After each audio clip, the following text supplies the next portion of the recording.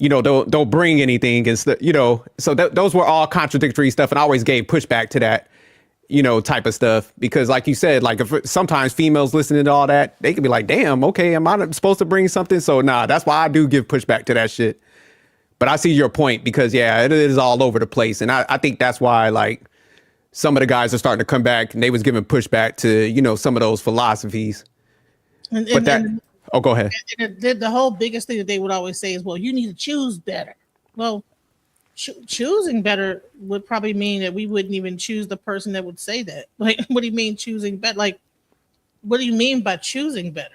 Like, I think that makes a person actually look lesser than to say that, well, to choose better. Like, what? I don't know.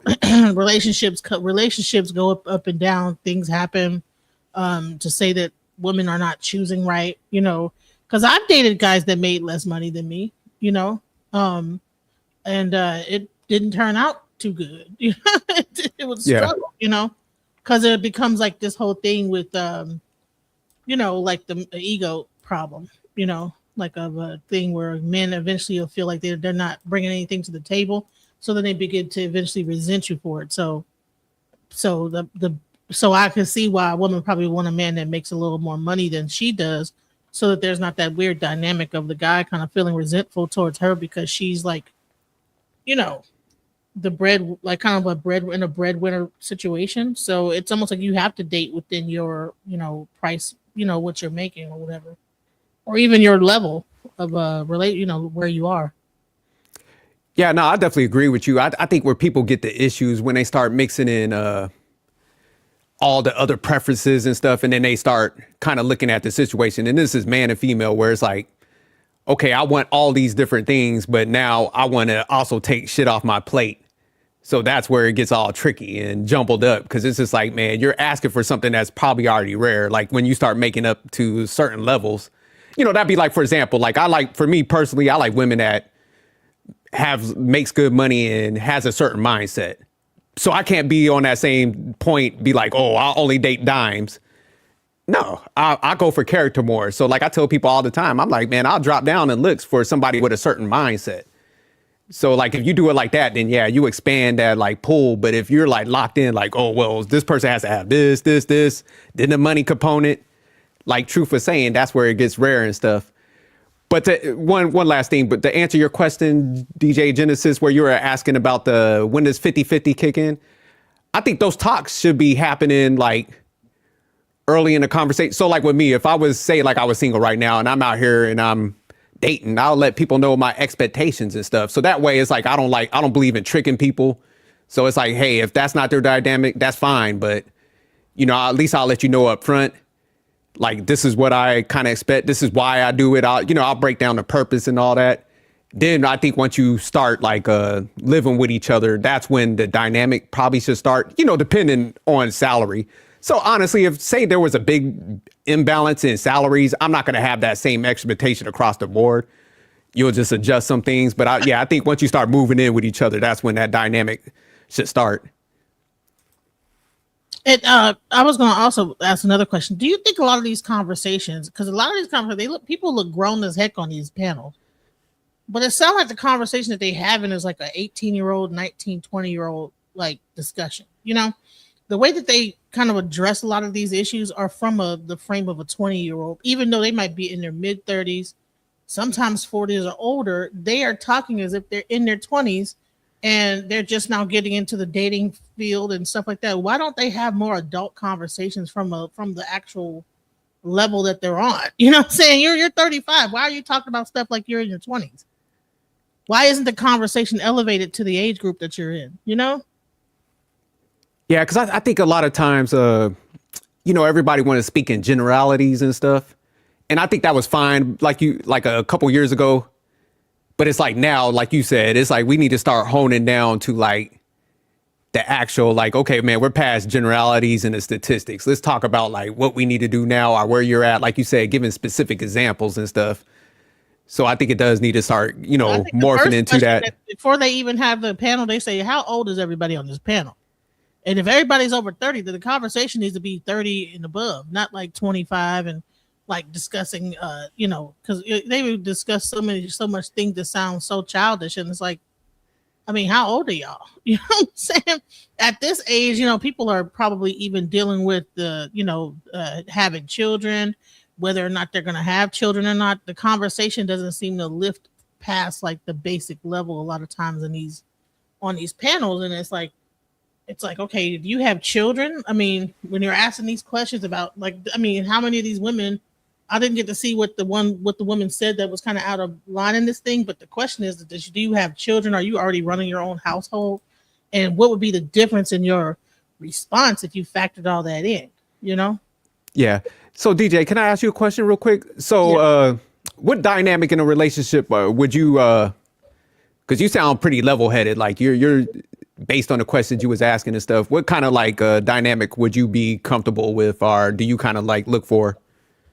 Well, to me, I'm at the age now, I'm about to be 50. So I'm more companionship. I've been in Okay. relationships, I've had kids, I own my own home. So being married to me would be a little bit more of a risk, because if I were to get married, then if I have to be very careful about who I marry, because then that means that if we get divorced, my house could go to that man. If he, it could be a situation where I'm divvying up my house and this, that, the other that I already got beforehand. So I got to think about prenuptial agreements. So there's a lot more different. So I'm in a different mindset than a lot of these conversations. So I don't. Okay. I see what That's you're why saying. I'm like, how come no one has those conversations at the age of when you get older, you start buying your home. You know what I'm saying? Like if a woman is a homeowner and she gets married to a man that's not a homeowner, then that becomes joint property. And then what happens? And you're saying 50-50. So what are you talking about? Like 50-50. If you move into my house, or should we get another house? Should I sell my house and you take what you got and we buy a house together? If we're going to be doing 50-50, but if you're coming into, because I saw someone say in the comments, well, you women always kick the men out the house. Well, should a man be even moving into a house with a woman? Should he be the one? Should they do it together? Like, these are the questions people need to be asking, like at this age, when they're in their 30s, not just basic relationship. But nobody's being genuine in those conversations. Because when you're in your 30s and you're talking about buying a house, it's, oh no, we're gonna be together forever. I'm always gonna love you. Like those are the conversations. There's not any just in case this doesn't work out. Like nobody goes into a that's why a lot of women feel disrespected whenever they hear prenup. Like, hey, I'm not trying to say I don't want to be with you, but just in case, here's a prenup. Oh no, hell no, you disrespecting. Like, I'm trying to imagine having a conversation about, hey, just in case we don't work out, who's gonna live where, who's taking what, and who has to leave out and get an apartment. Like, people aren't looking to have that conversation for real. They feel disrespected by that. Like, oh, you already plotting on leaving me. Fuck you. That's like broke. That's because people are not coming from a place of actually having any. What is it called? Of lack instead of having. But if you guys build things together or you have things already, you're not going to be thinking about the basic conversations that are happening. That's what I'm like. Okay, some of these conversations need to be elevated a little more, because unless they just plan on staying where they are they thinking about home ownership? Are they thinking about like the things that happen? Like, because marriage is a business to me.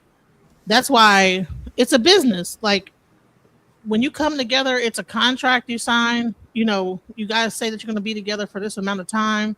You sign on a dotted line. If it doesn't work out, you breach the contract. Then things got to be divvied up. But I think when people look at it like from a love standpoint only, that's where you run into a problem, because marriage is a business. And I think that's why other cultures, when the family is involved and this, that, the other, it takes it out of that business and becomes a family orientated thing. And those marriages actually last longer, like those arranged marriages, those dowry marriages and things like that. No, that's a good point, DJ. And it's funny, like one of the reasons why, like, I didn't do the traditional type of marriage and stuff, because like I saw my parents when they got divorced. My dad ended up have to give my mom some money and stuff, but like it wasn't enough to really for her to flourish financially and stuff. And it was probably like on a higher end amount that most people have to pay for like alimony and shit. But still, like, she kind of lagged behind. So like when I met my wife, I'm like, hey man, like she came from a divorced family also and stuff. So we talked about it. I was like, hey man, I don't want to do that typical setup. I want you to have like some goals and stuff and, pursue some things because like, say we don't work out, if you don't have yourself established, if I have to give you something, it's probably not gonna be enough. And I don't want nobody to be in that state. So she understood it too, because like her mom was in the same like not the greatest financial position. So we looked at it like we have to have these conversations because we can't be in la la land. We both know like divorce can happen. So it's like, man, let's both put ourselves in a good position. Like hopefully that don't happen and we could just flourish and keep building with each other. But if it don't, at least we could both be in a good state. And then, hey, when we have to split up everything, since we were working with each other, that pot's going to be bigger and we both be like walking away good. So yeah, I do think like people need to start having these different conversations. And even like you said, because like I'm 46 now. So like say if I was out here single, I'm gonna be looking at it from like your lens. Like, man, I got some assets. Like I can't just be jumping to some shit. We gotta sign some paperwork because I got a son and I gotta make sure like I protect that legacy passing something down. So what you're talking about, I definitely agree. Assets and things like that. People are not having those conversations about assets. All right, so we only just go to the surface level of just relationship surface on the surface. Okay, you're in an apartment. You're not thinking that one day you'll be in a house and you'll own something that you want to pass down to your kids. And then what happens in the relationship when you guys? I have actually a story about that for someone, because that actually happened with a guy that I knew, where his mom, she had all the assets, right? She had property, she had materials, whatever like you could name, you could think of, she had it. And unfortunately, like because she was part of like a religious like practice or whatever. You get married to a total stranger or whatever, and you're not thinking about, well, what happens like when you pass, suddenly. Now, will everything go into your son, your biological son, to make sure that he's like secure? Not that unfortunately like he would have done any better anyways, but the fact is that his mother never really thought about, protecting her assets to at least leaving something, like for her son. And unfortunately, when she had a sudden heart attack and she passed, everything went into his stepdad's like name, to her husband's name. The house, her bank account, like all her finances that was intended, right, was to like, help for her son. It all went for his family, and the dude didn't really get a dime, like, out of it. I'll say he probably got a little something. Because the one thing she did leave him, right, from what I remember, I think she left him with not 10, sorry, $100,000 or something. But she had a way more money than that, and it went all the way to like her husband, because she didn't really do like a full check. She didn't like sign like had like a will, set out, a full will set out for him. You know, Now the dude's a fucking idiot, because $100,000 I would have definitely utilized something, but he spent all over like like just clubs and booze and all the other shit. Yeah, So that's crazy. yeah, so I know it's almost gonna sound redundant me even talking about that, but the point is that a lot of times, we don't really have those type of conversations, because those conversations, like what Watts is saying, what I call it is called taboo.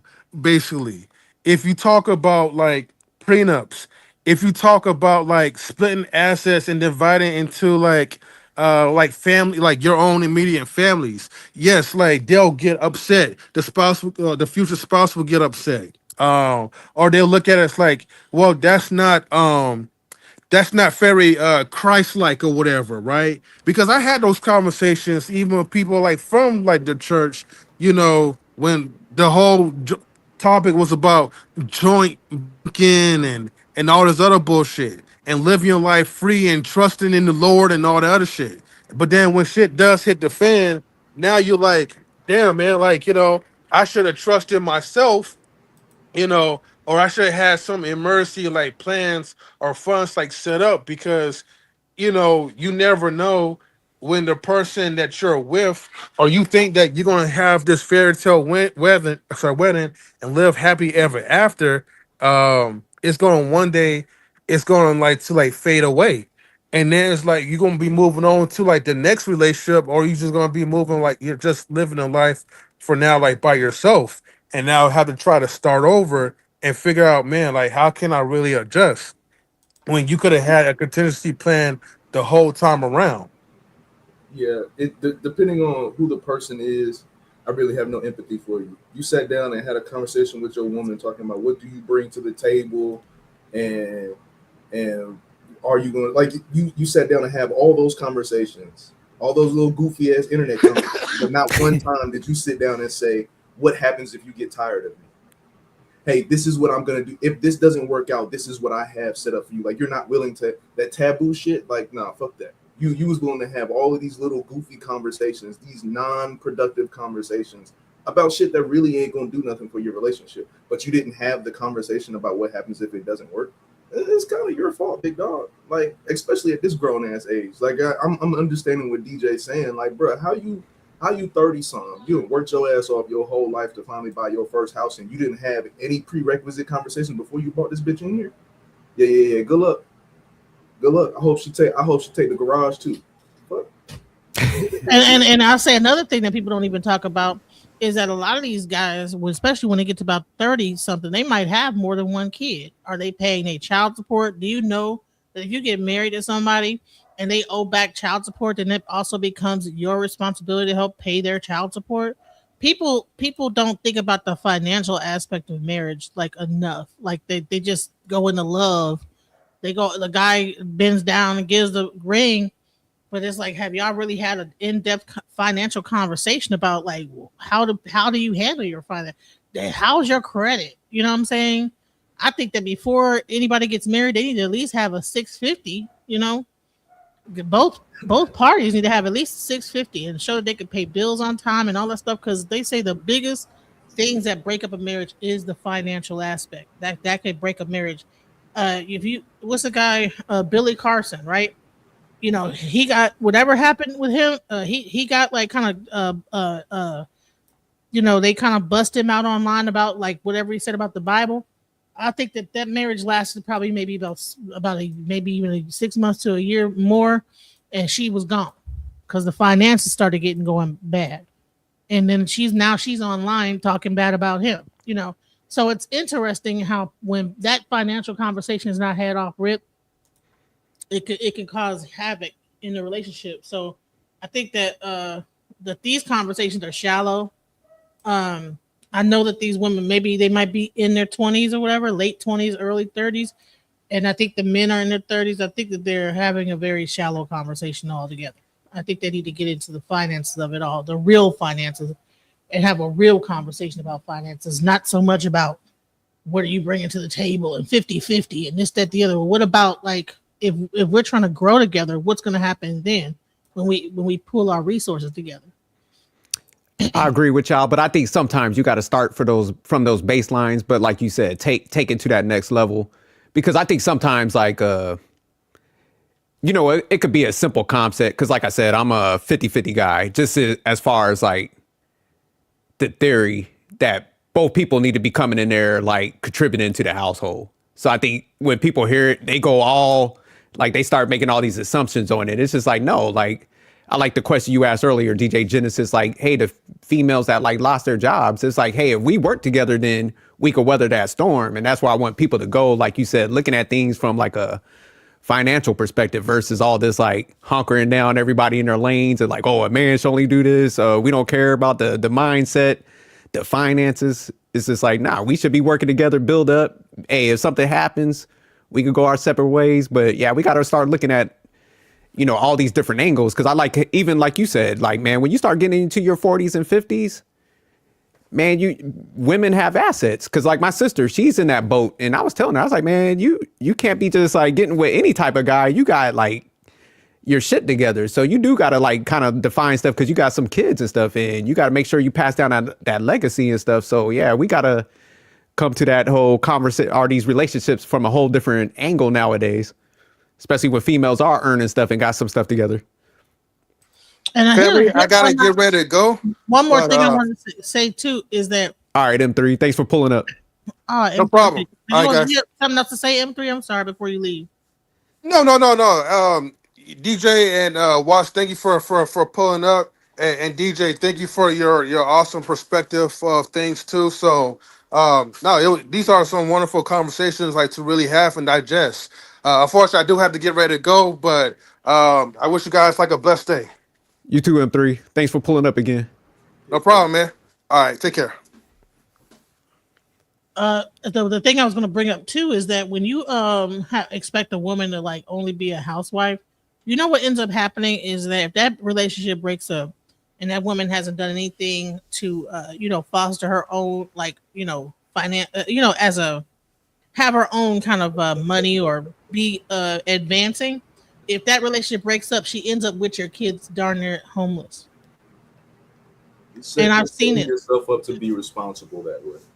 You're setting yourself up to have to put that. So even if you would do all you do is drive a bus and you made your wife be a stay-at-home mom, all that shit, you're setting yourself up to have to pay her alimony and child support and give her the house, and you're setting yourself up for that by not having that conversation. I agree. Why do you think that people aren't having that conversation? Or do you think people are in delusion? They think they're still 20 years old? I think it's a pride thing, right? I think it's a pride thing on both sides.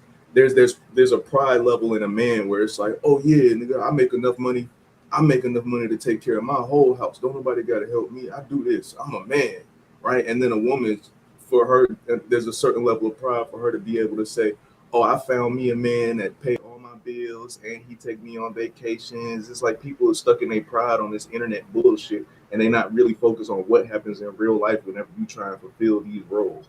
Because being the only income, because I don't know how lucky a motherfucker can get to find a job where you have the income to take care of your entire household, where you not breaking your back. Like you have to go find a job that's going to destroy you, or go work multiple jobs to be the primary income. Now, sometimes you do get in a situation where you're like SJ, and you could find you a nice job. You know what I'm saying? You can sit behind a desk and make your money. But everybody doesn't. Like, most of us don't go to college. Most of us don't find 6-figure career fields. So you putting yourself in a position to be coming home mad because I don't work a 12-hour shift and she ain't cooked me no meal. You setting yourself up for the expectation of disappointment, in my opinion, when you do that whole make her stay at home shit. Yeah, 100. You are facts. It's ego, but it's also, I think, in a way, man, it's bad leadership, DJ. Because just like I was telling somebody, I'm like, if you don't get to the point where you could leave like a ton of money, say like you end up like passing, you die or something. Now your family's screwed because it's like your wife or like if you're not married or something, but you're living with each other. It's just like, she won't have no skill set. So now, like you said, you got kids and stuff. So now, a lot of those females, it's almost like they have to jump into another relationship. Now, what happened if that guy don't have his shit together and he's like, a shitty man and stuff? So that a lot of people don't think this stuff out, because we had this one neighbor one time, man, where the husband, he didn't let the wife do nothing. She didn't know like how to pay bills or anything. So he ended up dying in a motorcycle crash. So me and my wife had to go over there, like help her, like, figure all this stuff out, but she was just like, oblivious to like all this stuff. And it was sad, man, because like, just seeing her just like flustered, like trying to do just basic things. And I think a lot of men, it's like what 100 was saying, it's like, man, you're kind of setting them people up for failure, because yeah, we think we're just invincible. And then when you mix in that ego, it's just like, and even what DJ Genesis was saying, it's like, the same people like Tyrese and them, they'll be sitting there mad that they got to go to court, but they set up that dynamic like that where, they got to pay out this money and stuff. So it's just like DJ Genesis said, we need to have the actual conversations. Like, look, man, this is the outcome. We know we don't like it because guys lawyer up. They don't want to pay that money. you know, females don't want to be in a position where like they're struggling. You know, if the marriage don't work out, we know by statistics like there's a high probability this shit might not work out. Like let's be adults and start having these better conversations. So that's what I'm trying to do. So I'm definitely glad y'all pulled up and stuff. So I'm gonna have to start hitting y'all up, man. We can start breaking down some of these topics and stuff. Yeah, for sure. Because one panel that drives me insane is the fatty panel, where they talk about this type of stuff. And now you see, even in the Anton Daniels situation, where that has gotten kind of crazy, you know, and it's like where you have him pretty much like talking about his wife like she's just nothing, you know, and she's pretty much like the person behind, like kind of running his whole operation, but then he's able to get on these things and talk about her, but she's running the show in the background. So I don't know whether like she's just letting like pimping him out, or I don't know what's going on, but like because I've booked him before. You do everything through his wife. His wife is running his whole business. So like, like No, I like Fatty's lives because I think every conversation's important. Like I think everybody can have their different conversations, and I think people might be at different, like you said, age groups and stuff. So I think, you know, sometimes you need people to be I'll not say extreme, but I think the way they go about it, I think that sometimes that might be the starter phase of a conversation, and then I think sometimes it leads to other conversations. So that's why I'm not one of them people like, now why are they having them conversations? We need to shut it down. It's like, nah, let them talk, because typically when you let people talk, they start, you know, they might need to get some stuff out their system, and then, you know, they will pivot to a whole different type of conversation and stuff. So I think they're needed, but I do think like we need to like set up other conversations where we dig in a little deeper. I think that goes to what DJ was saying about like, why are you having 20-year-old conversations? Because sometimes I do hear certain panels. It could be Fatty, it could be Anton. There's a lot of different fucking panels out here, and sometimes I sit and I watch it, and I get like 5 or 10 minutes in, and be like, oh my god, y'all sound like young ass little kids, bro. I can't even do this shit. Like, it sounds like an age group that I'm not even at my age of 33. I'm not dealing with. I'm not dealing with a 21-year-old girl. I'm not dealing with a 19-year-old female. So sometimes those conversations feel very beginner. These are entry-level bullshits. Like, why are we still talking about this? Like, But you're go still ahead. talking about body count and sex on, and just fam. stupid ass stuff. Like, I'm 30, brother. I know what I was doing in high school. I know what high school was like. So your body count just from high school alone. Yeah, you know. No, but to be fair, man, because I know like you know, they'll do like other topics and stuff, but man, I think sometimes it's hard to get the right people to have those conversations, because you might want to set it up. Because I tried it before. I tried to talk about like a college reform, and I pulled people up there, man. They was just like, I don't know about that. So I think sometimes that's the issue too. It's the limitations of some of the people in the space. do you think that we probably just don't have a lot of people that are really on any level, like that are actually on these panels that can talk on that level, or is that what it is? Like, why? I think we got a good amount of people, because I see some talented people, but I think it's just like so spread out to where, you know, everybody's doing their own thing, where like it's hard to merge everybody that could have those conversations. Because like I said, I seen Fatty trying to have the politics ones, the groundbreaking, but you know, probably trying to coordinate everybody. That's an issue. So yeah, I think it is like a limited pool of people that can have those conversations, but trying to gather everybody up, that's where it gets tricky. But I think that, like I said, when we're in our 30s and 40s having a 20-year-old conversation discussing promiscuity and this, that, the other, because that seems to be the biggest like conversation point in these thing, is women are promiscuous and women are this and y'all women are that, you know, whatever they be talking about. And it's like, what are y'all, why are we still at the base level in relationship conversations? And half the people that are having those conversations are not even married. And it's like, you see why, you know, well, I see why you're not married, because you're not even mentally even thinking past go, and your conversations are at a very base level. When you elevate your conversation, and you know, conversation rules a nation. elevate your conversation. And I think that you elevate your panel, you elevate everybody's conversation. They actually have to think more and have to consider like more at their age group. You know, let's stop reminiscing about the 20s and when we were graduating high or 25 and this, that, the other. It's like, and y'all are all in y'all mid 30s. Probably should have had kids. Probably got 2 and 3 kids by now. You know, instead of arguing over who gonna make a sandwich at 2:00 in the morning, are we about to invest in a 401k for our child, or are we investing in a college fund for our child? Are we about to put this money into a property for our child, or are we about to put this into account so it can go directly? Like, we're talking about nobody is having that conversation.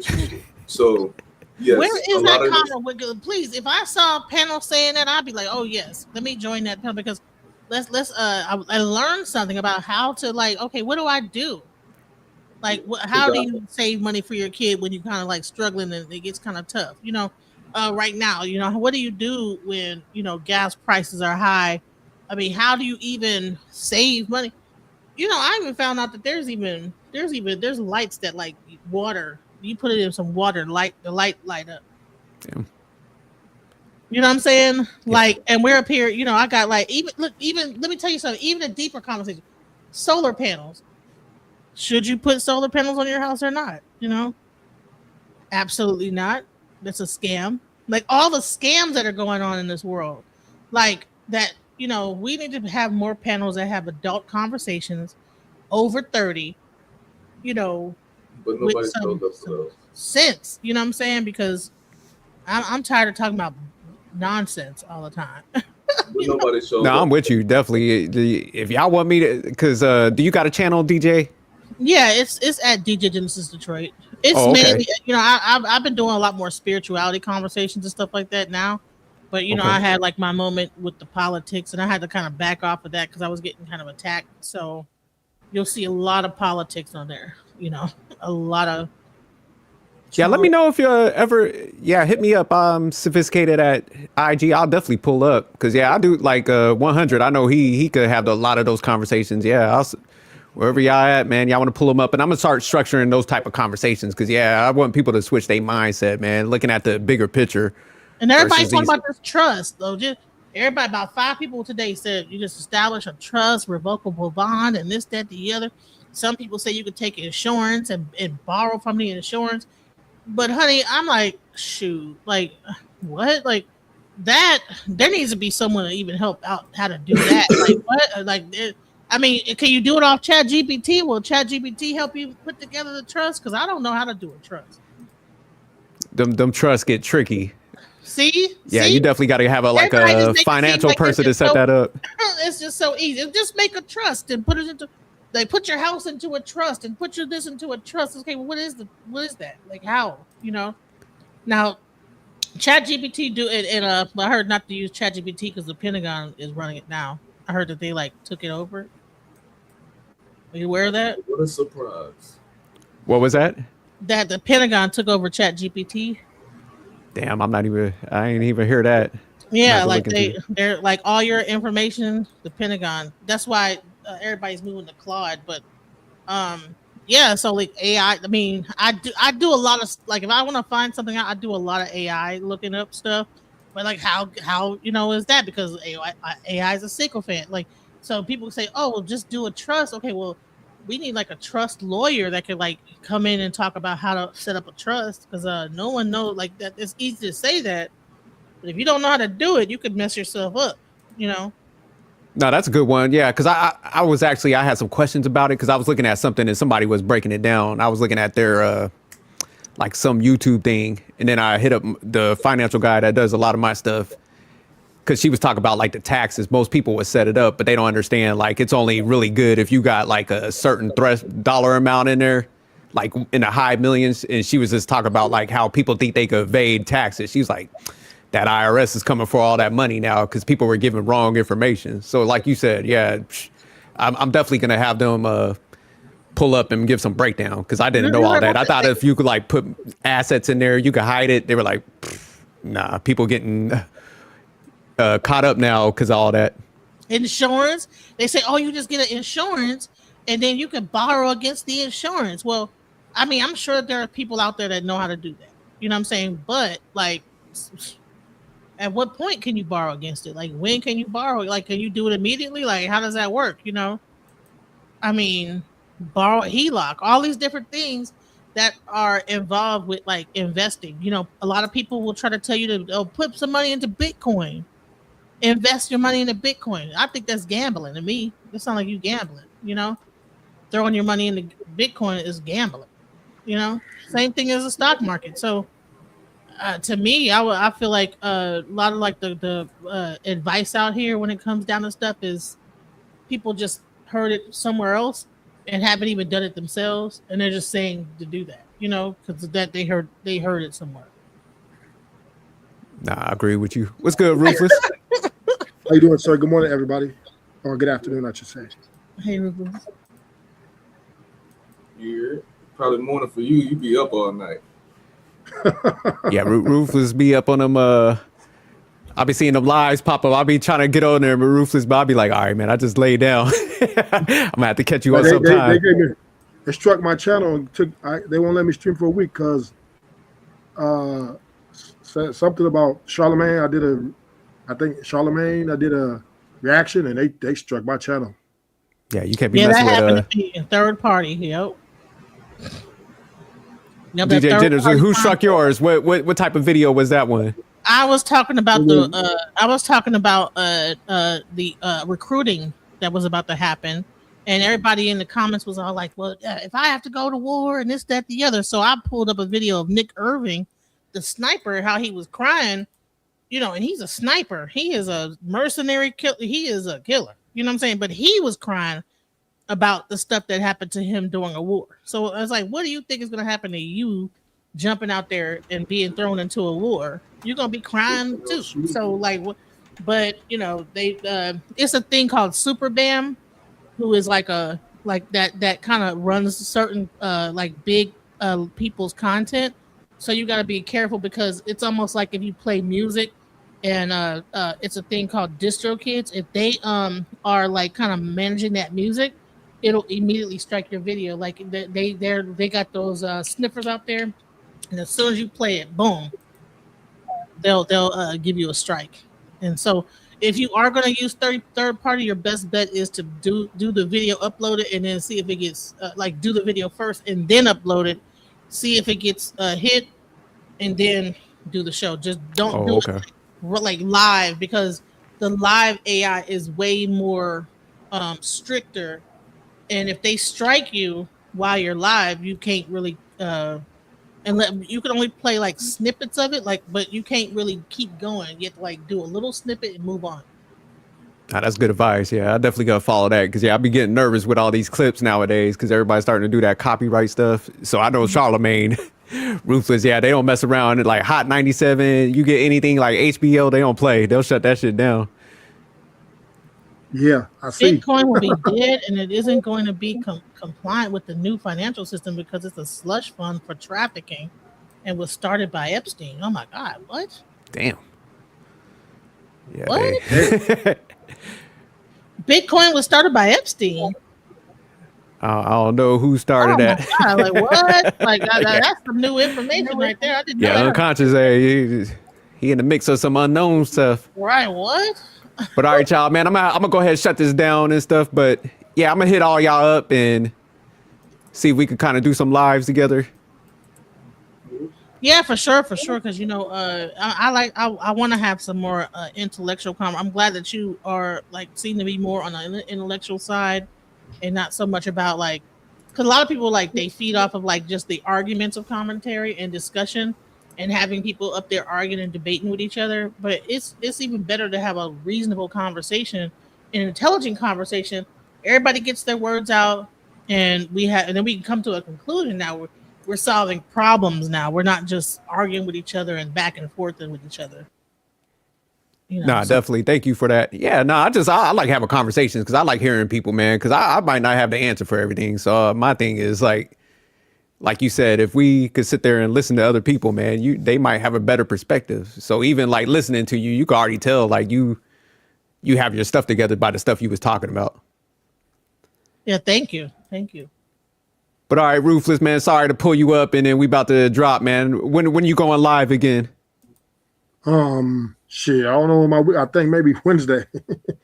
I think that's when my week okay. is up. You gonna be free later, man? I'll hit you up. We might do a live or something. Okay. Yeah, I'll hit you up. But all right, y'all, man, I'm out of here. Peace. All right, peace.